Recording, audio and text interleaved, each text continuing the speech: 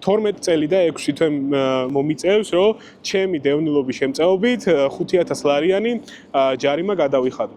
რა თქმა უნდა, ეს პროცედურულად დევნილები წლობით უკვე ვიღებთ 45 ლარიან შემწეობას, ანუ ეს არ არის რაღაც ვიწრო პარტიული დანაშაული, ეს არის თვითონ სახელმწიფოს უყურადღებობის შედეგი, რომ 30 წელზე მეტია აფხაზეთიდან დევნილი ადამიანები ასე დაუფასებლები არიან და 45 ლარი არ მერიცხება ეს რაღაც სასესხოვალდებულება მაქვს და 33 ლარს ვიღებ და ეს რაღაც ერთეს დავფიქრდი თუ როგორ მიწევდა ამ ჩემი დევნილობის შემწეობით გადახდა და გამოვიდა 152 თვე, სადღაც 12 წელი და 6 თვე. 5000 ლარიანი ჯარიმა არის რაღაც ძალის გამოხატულება, რომ აი ჩვენ ხო აი არაფრის გამო, დგომის გამო, ტროტუარზე დგომის გამო შეგვიძლია დაგაჯარიმოთ, რაღაცა ოჯახში მოვიდეთ, დაგაწიოკოთ, მოგიტანოთ ჯარიმა, გაჩვენოთ რაღაცა სიძლიერე, მაგრამ არავის არ ეშინია, იმის შემდეგ უკვე მრავალჯერ ვიყავი თბილისის აქციაზე და გორის აქციაზეც და ველოდები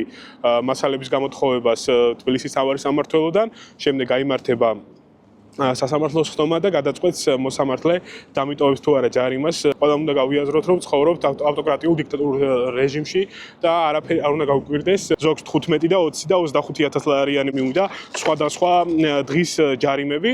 ანუ ეს არაფერი არ არის, ანუ ეს როგორც აღნიშნე, სიახლეს საერთოდ არ არის და ვაგრძელებთ ბრძოლას. რა თქმა უნდა, არანაირი 5000 ლარის არ გვეშინია. და ვიდგებით იქამდე, სანამ ჩვენი პროევროპელი ხალხის მოთხოვნები არ დაკმაყოფილდება.